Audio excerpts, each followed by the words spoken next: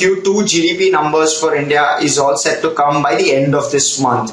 And let's try and break these numbers down for you. Let's try and look at it on a quarterly basis as well as on an annual basis.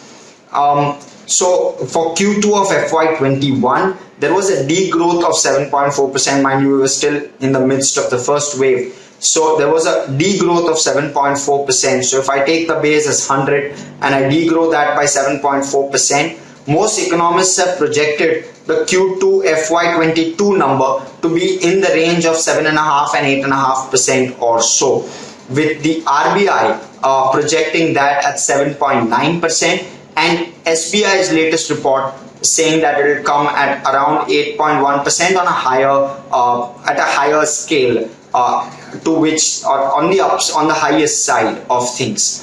And when we look at that number typically, and we look at the degrowth that's happened of 7.4%, we realize that the Q2 GDP number will be pretty much in line with that of FY20. So really no growth since FY20. However, that GDP number will come in at around 8% in Q2 of FY22 is what is projected. RBI has also projected a 9.5% growth in FY22 for the entire year. And when we look at it again versus the degrowth of 7.3%, that means a rise of a minuscule 1.5% over a 2-year period from FY20 onwards. If we take FY20 as the base, that's just a 1.5% rise.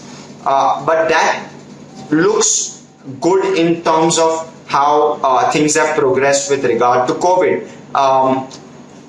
The IIP numbers or the growth has been marginally higher in August as well as in July. The Purchaser Manager Index, which is of course gives us the direction of economic trends in both the manufacturing as well as the services sector, has seen a significant bump up. In fact, it was at 51.5 in the manufacturing segment. It was at 51.5 in Q1. It's risen to 53.8 in Q2 of FY22. And the PMI services also, which has seen a far larger bump up. Mind you, the unlocking has played out better for services. From 47.2 in Q1 of FY22, that has jumped to 52.4. CPI inflation has cooled a bit in the September quarter, and merchandise exports, in fact, the growth remains elevated there in September of FY22. Of course, one needs to watch out for the global energy crisis and its impact on recovery and growth, but the government is expected to continue to spend, buoyed by the higher tax collections that it is seeing. Business activity, which was impacted till June, has seen a significant jump from July onwards. Indicators clearly suggesting an uptick in July and August. GST collections for all 3 months, July, August and September, have been above the 1 lakh crore mark. Manufacturing in PMI for manufacturing and services have rebounded. Power consumption is up, and there is a rise in vehicle registrations as well.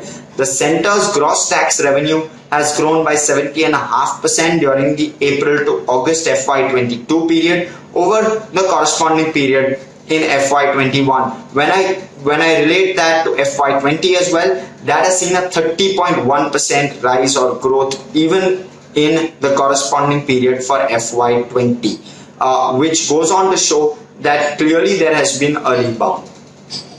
In terms of broadly, what is the range that we are seeing with regard to the Q2 FY22 GDP numbers? The median has come in around 8%.